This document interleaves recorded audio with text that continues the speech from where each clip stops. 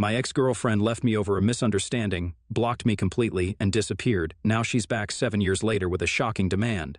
Hello, Reddit. This is going to be kind of long because there's a lot of context. So first and foremost, I'll tell you guys a little about my ex-girlfriend. My ex, Cindy, 30 now, 23 when we were together, and I were together for 4 years. We met in college and stayed together throughout. We even got an apartment together once we graduated and lived together for a year before she broke things off with me abruptly and without an explanation. Cindy was 1 year older than me and a senior in college. I was too shy to go talk to her, and she's the one who had to initiate the relationship. She asked me out. She said, "I love you" first after 6 months of being together, and she was the one who suggested that we move in together after college. She was a wonderful girlfriend. For those who can't tell, this is sarcasm in every way but one. She was just very insecure. I don't know what it was. Maybe it was because I never really took initiative in the relationship or something similar, but she was just always very insecure and jealous. She'd hate it when I spoke to other girls, no matter who they were. So, after a couple of fights, I cut off all my friends who happened to be women because Cindy was more important to me than being friends with other women. And it wasn't just friends from college who I stopped talking to. I also stopped speaking to my school friends who'd been friends with me for more than 5 years at that point. I'm back to talking to them because Cindy's not in my life anymore, and my wife's cool with my friends regardless of gender. But back then, I was just friends with my guy friends, and I wasn't even allowed to go out with them to have a boys' night because Cindy believed that it would just be an excuse for us to all go to bars, get wasted, and pick up girls. I didn't think that was fair to me because she'd forbid me from seeing anyone without her because of how insecure she was. But I couldn't see how wrong it all was because I was too in love with her. And I felt like she was too. She'd tell me all the time about how much she loved me and said that she couldn't live without me, she couldn't imagine a future without me and whatnot. So I stayed despite everything because I wanted to marry her and be with her. That's all I wanted. But with time, it became more and more difficult to stay with her since she just kept getting more suspicious and weird about me. By the time we were living together, I couldn't do anything without her breathing down my neck. She checked my phone all the time, she'd monitor my movements, and if I didn't update her on my location at all times, then she'd threaten to lock me out when I came back home. So by now, you guys have some idea about how toxic our relationship had turned by the time we broke up. I still somehow found it in me to stay with her, but then, surprisingly, she's the one who broke up with me, and it was over something insane because it was just a small misunderstanding that led to our breakup. One day, my sister visited me without announcing her visit, which she usually did to make sure Cindy didn't suspect me and think that maybe I was having other girls over. Cindy wasn't at home when my sister Lauren, 33 Fahrenheit, dropped by. She was at a friend's place because she was allowed to meet her friends, and I wasn't allowed to suspect her. Anyhow, Lauren surprised me by dropping in unannounced, and I was so surprised to see her that I didn't even text Cindy to tell her that Lauren had come over, which I would have usually done. We got to talking, and we spent around 2 hours together at home. But then all of a sudden, she received a call from her boss and had to leave to go back to work urgently. The thing that caused my breakup was, unfortunately, the lipstick that Lauren left behind. She had taken it out to reapply it before she headed back to work. She was in a rush to leave, so she forgot it on the couch, and it was so small that I didn't notice it either. Then Cindy came back home a little after Lauren left, and she seemed happy until she found the little lipstick. I still remember it as clear as day. She sat on the couch and sprang back up as soon as she sat, then grabbed the lipstick that she'd sat down on. And I instantly knew that I was screwed because there was no way in hell that she was going to let this one slide. I tried to downplay it and told her the truth instantly. I told her that Lauren had come over to visit during her lunch hours and she'd taken out the lipstick to reapply it because she had to go back to work. I explained that she was rushing to go back home, so she'd forgotten to put it back in her purse. But just as I expected, Cindy didn't buy even a word of what I told her for a couple of reasons. Like I said, she brought up that Lauren usually texts Cindy and me both in the group chat that has the 3 of us before she comes over. She hadn't done that this time. And secondly, she thought that it was very unlikely that Lauren would take out her lipstick to reapply it in our house because my sister wasn't really one for makeup. She was convinced that I'd had another girl over and absolutely flipped out. And when I say flipped out, I don't mean it lightly. She really went psychotic, started screaming at me, cursing at me, and randomly started throwing things to the floor. First, she went for the cushions. Then she threw some books to the floor while raging at me. But then it crossed a line when she grabbed the TV remote and threw it right at me. I ducked and managed to avoid it, but I knew that I needed to get the hell out of there. So I ran to our bedroom and locked myself in. I didn't have my phone with me, so I couldn't call anyone for help, and I just had to stay there by myself for like an hour while she went on and on about how I had betrayed her. She was screaming like a banshee outside the room, and I'll say that I was pretty scared. Then finally, the screaming sort of calmed down, and I finally gathered the courage to leave the room and check outside. I noticed that she was gone and had left the door wide open. I didn't try to talk to her or contact her in any way for the next couple of hours because I figured that she had just gone on a walk to clear her head or something. But then when she didn't even come home by midnight, I started to get a little worried and decided I was going to try and call her.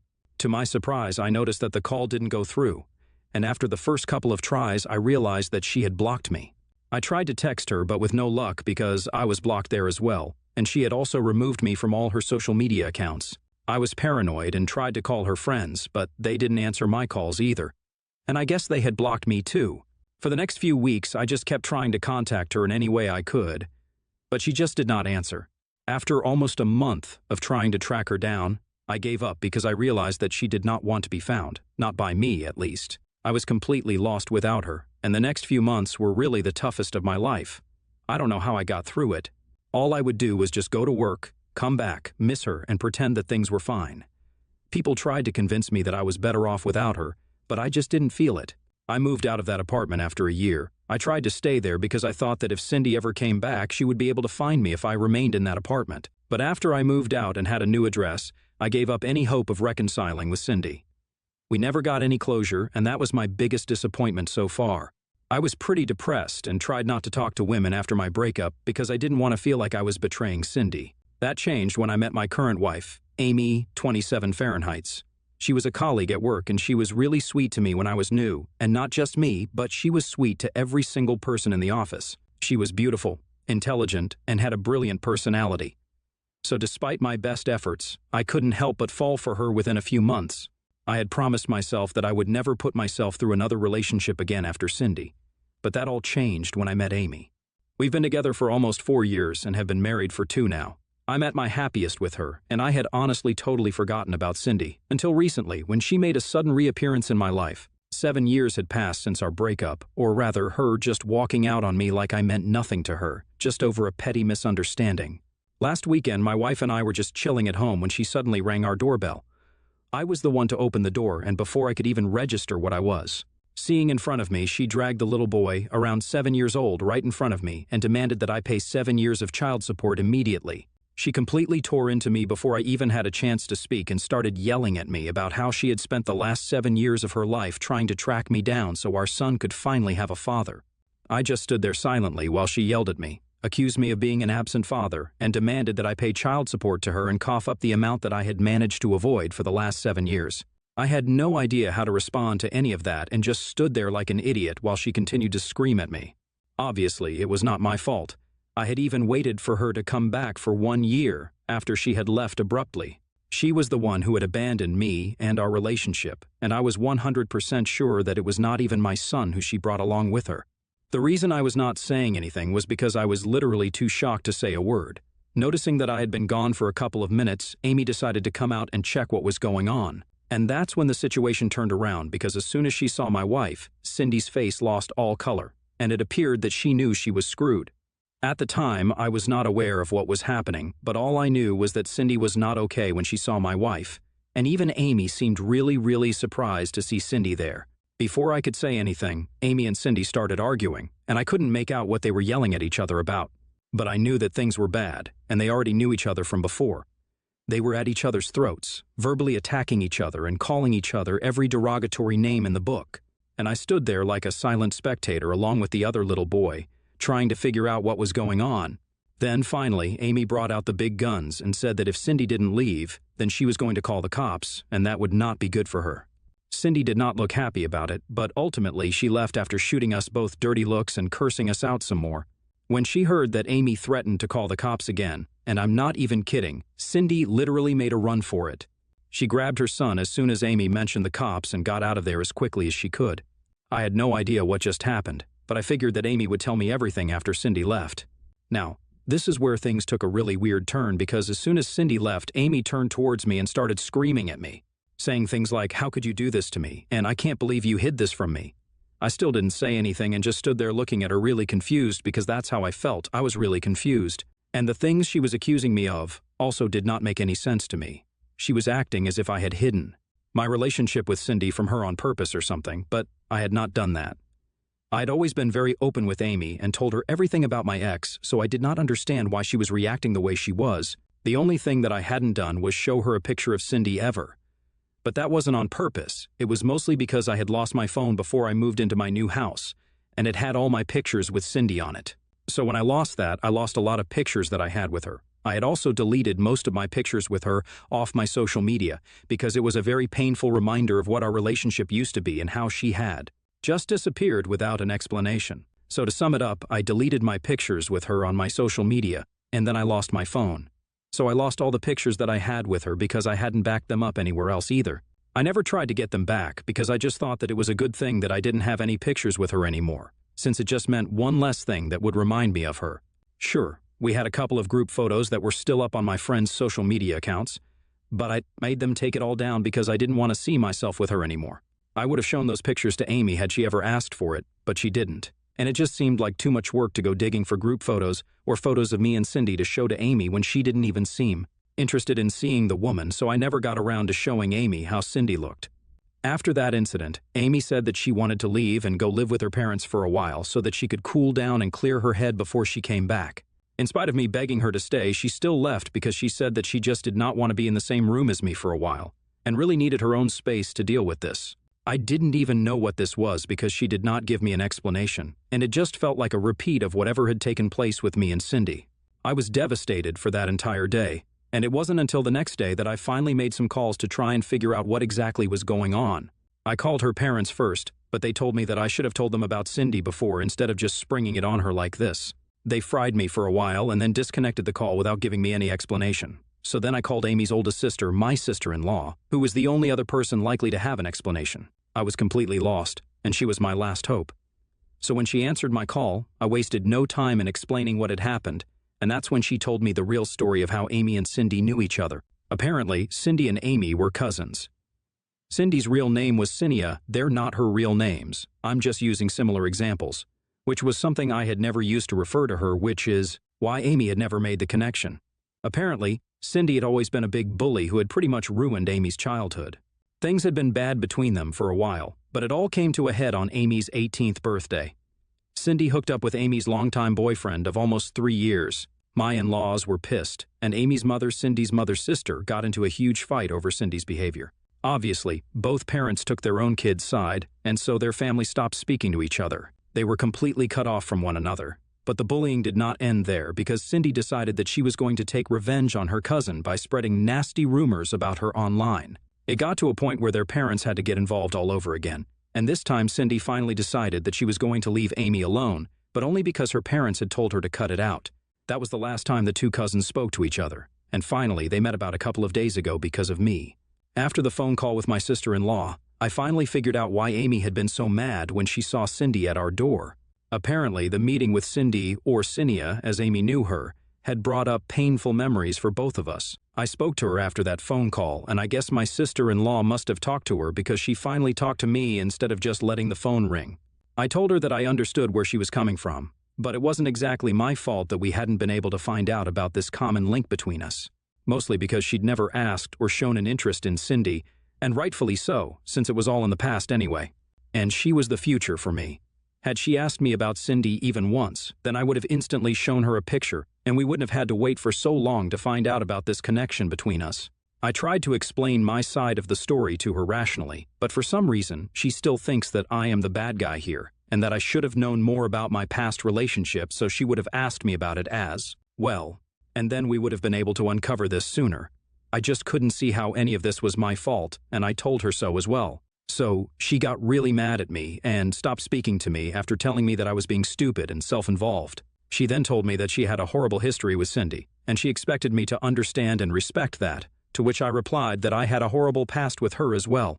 But I didn't see Amy trying to be understanding of that. I guess that really offended her because she told me that I won the Olympics for having the worst past ever, and then she hung up.